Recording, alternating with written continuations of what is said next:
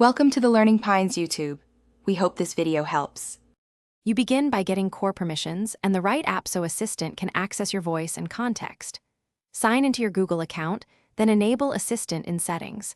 Allow microphone and location so suggestions are accurate. Once done, install or open the Google app. On Android, it's built-in. On iPhone, use the Google Assistant app. You're not wasting time on trivial setup.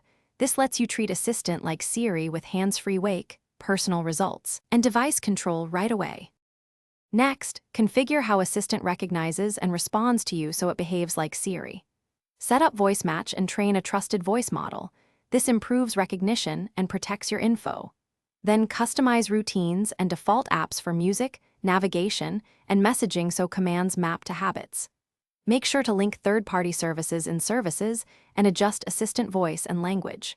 Finally, test 5 to 10 real commands to refine recognition. These steps align behavior, timing, and service preferences for consistent results.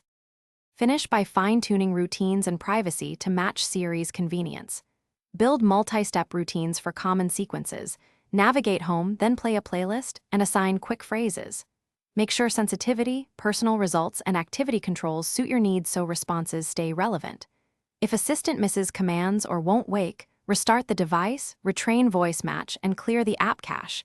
That usually fixes recognition glitches. If it still fails, unlink and relink the account. This final polish makes Assistant feel integrated and reliable. Thanks for watching. Consider subscribing if we helped you.